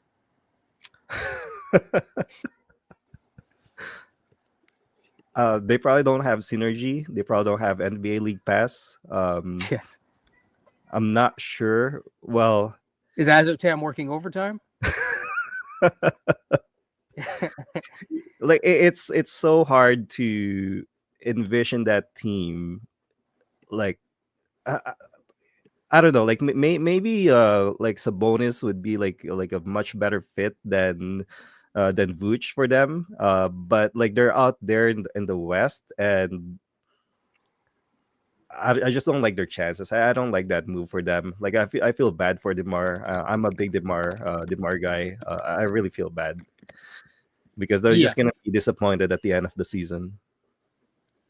Yeah, I think that's a good way to think about it, right? I'm going to turn it into a little bit of a call and show at the end, just leading into the 6:30 mark before Mhm. Beyond gets here. But yeah, I don't know what to think about it. I don't know if the same dude is saying the Stauskas stuff, if he made the deal or not. It felt like they were gonna do like a secondary move, and then that just never happened. And I feel like because they also are like the Hawks, and their fates are somewhat tied, they can't make a decision because they don't own their own future this year. They're just kind of stuck, and so this is a way to kind of go for it. It's a weird team. Oh, true, they did get Jake LaRavia. That is true. So hey, you know what? Shout out. Unless Will, you're talking about us somehow, which I don't think is possible. That would have been cool though. So yeah, I'm just gonna refresh. The timeline very quickly. And so, yeah, in terms of the Lakers deal, we've already talked about that, you and I. I think on the, looking back at it, it's interesting. In the short term, I would say it makes sense for Dallas, but in the short term, it works if they're going to go for it. But it is in the long run. Okay. Can I give you I don't like conspiracy theories. Okay. But can I give you okay. Okay. I might suddenly the stream's going to get shut down. The family that bought in to the Dallas Mavericks is a gambling family. Okay. They own casinos and stuff like that. And they weren't able to build the casino that they wanted to in that area. So is there something there where they're trying to take the team to move it over to where they can make real money?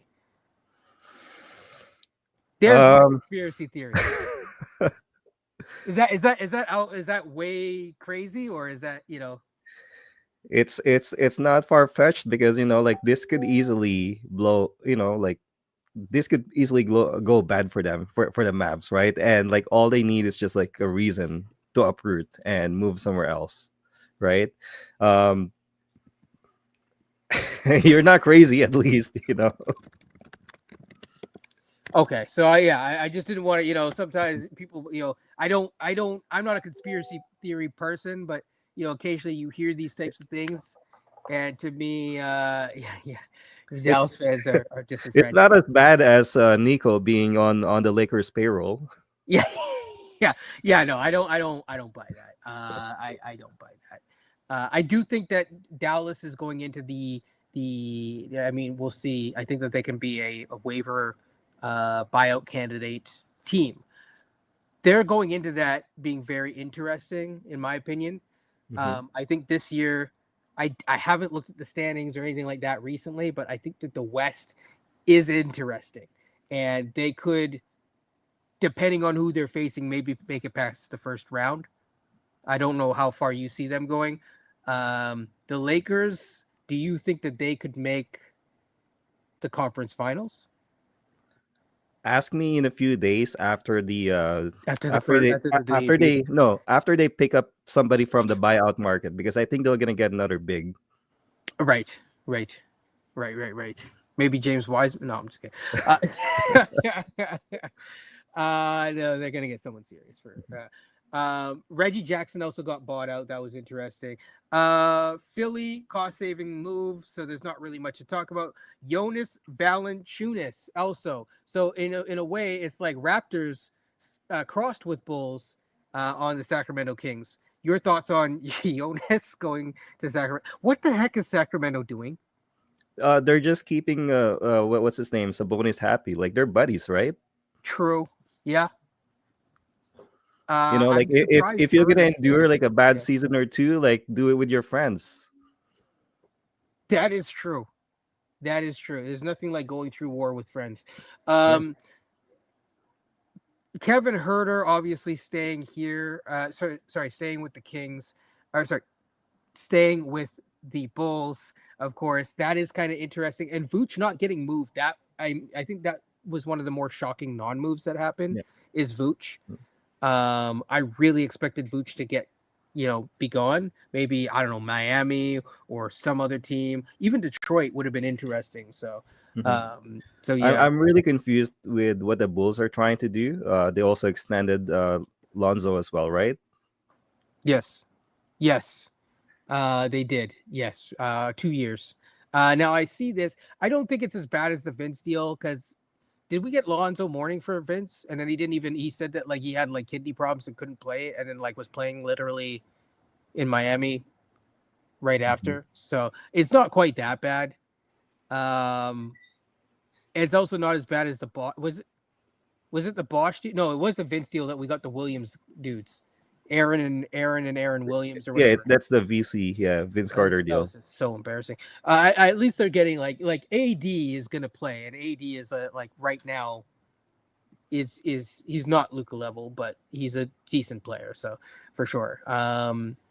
So I but it's a tough one for that franchise and those fans and stuff like that. Seems like so in terms of the Supermax, do you see teams paying for the Supermax moving forward? Does this shift the market for Supermaxes at all? For the new owners, I think we've already started seeing that. For the old owners, I think they would still have to. Like the traditional markets, they will, because like they are who they are, right? But we're starting to see like owners like Dallas right now, where like they're really like kind of like iffy about the Supermax. Yeah. It's.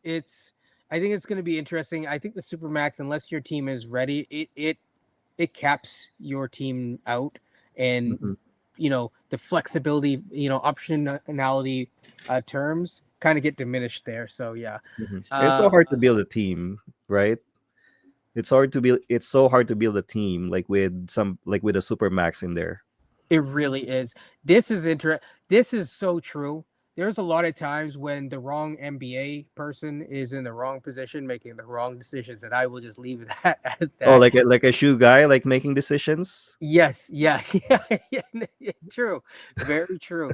I would prefer to see agents making decisions like Pelinka. Okay, you got to go in a few minutes. Okay, I mean we're waiting on Superman. Yes, it's too risky. I'm gonna give Beyond 5 more minutes, and then I'm going to go because I've been here since about 4:30, and it's been a little bit of time. And I did eat before I came, but I would like to get hydrated again and all that good stuff. Final thoughts on by the way, you should plug your stuff. Do you want to plug? Is there anything that you want to plug? I haven't really written anything in the past past few weeks, past month. I was really busy with like my work that's putting food in my table. So yes. But I do have something tomorrow morning. I don't know yet whether it's about like how like the moves that we've seen so far, like how it affects the like our tank watch basically, or like maybe I would write something about this team, like Masai and the ownership, and what kind of rudderless direction we're going through right now. I still don't know. I'll put my head in it tonight. Do you mind if I share your contact info? Yeah, sure. Yeah. Okay, so I'm just sharing his Twitter in the chat for people. It's right here. So go check out his work. He is for Raptors HQ right now, and so definitely check out his work. He does great stuff. That's JD. I think the other thing that is going to be interesting is obviously the presser and Masai's direction. Now, one thing that I'm noticing is that a lot of people are unhappy with the Toronto media guys. I guess you're now included technically, with how a lot of the media people are not impressed or seemingly confused with this trade. I that's one thing that's interesting because it just seems like no matter what happens, I'm not saying this is like a bad move, but whatever happens, it's like literally people in 2 seconds will be like, it's a good deal.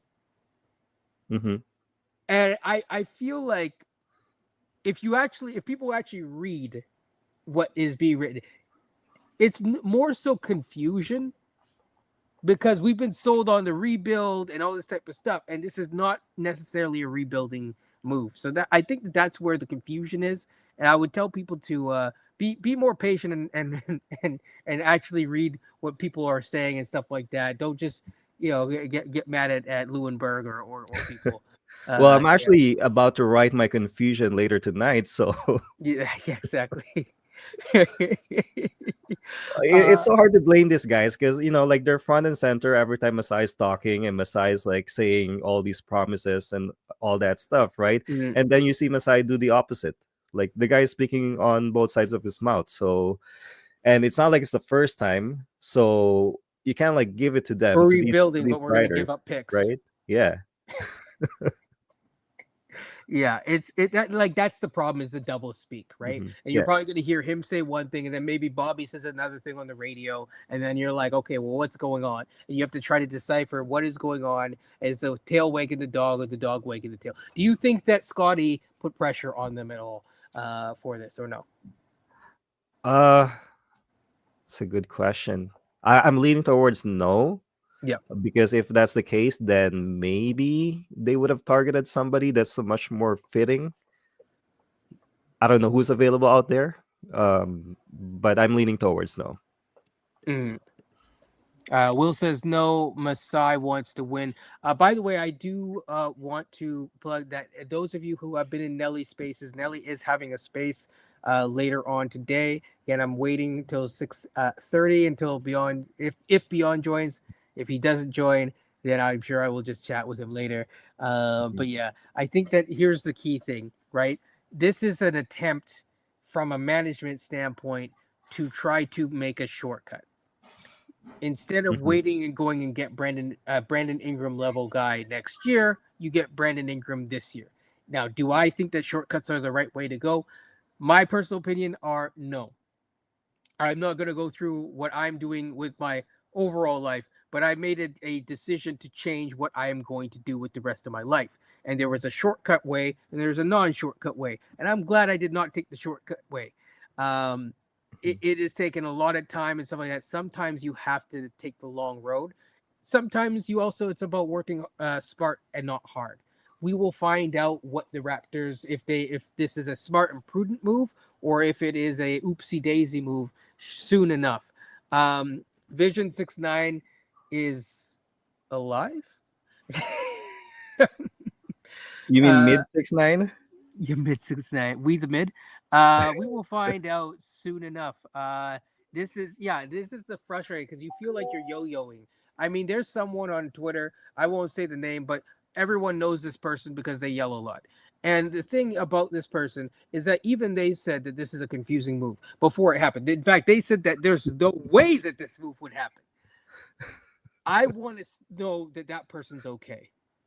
Okay, that's all. Just if you are out there, if you're okay, I don't think that they watch this channel, but if you know who you are, I hope that you're okay. Is the person cooking? Could be burnt lasagna.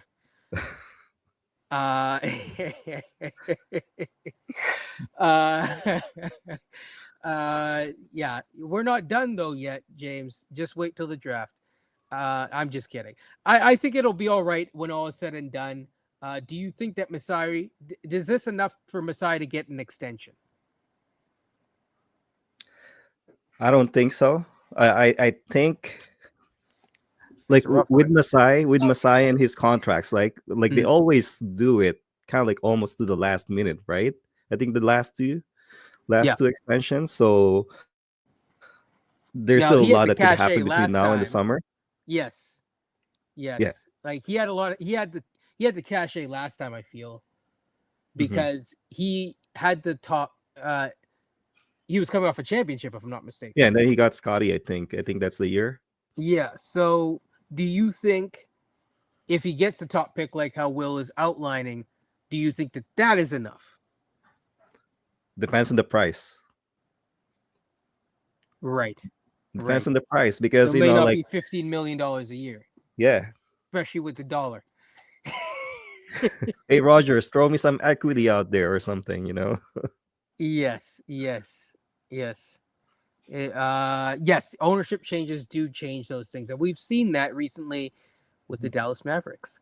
Um, and James does believe that it's enough to fire Masai. So since that is the case, JD, I don't want to make you wait for Beyond because I'm not hearing anything from him. So I just want to thank you so much for coming on. We will definitely have you. You've been on before. I'll talk draft with you, and even in the future, whether you have the time or not, I will still bother you. So if you don't mind, so we No will worries. stay in Anytime, touch. man. Yes, thank you so much, folks. Like, comment, and subscribe. I'm going to plug myself just for a second. Can take Brandon Ingram off the stuff and just say like, comment, and subscribe. It is a snowy day. Please, folks, if you're driving home, stay safe. Right, stay warm because it is cold out there, and while it is going to be fluctuating, especially if you're in the GTA or, to be honest, on the other side of Canada, I'm hearing it's pretty damn cold too. Stay warm and stay safe. People, have a good one. Thanks everyone for tuning in. Again, like, comment, and subscribe. Check out JD's stuff. I need to point that way because I'm mirrored. And have a good one and take care, people, and peace.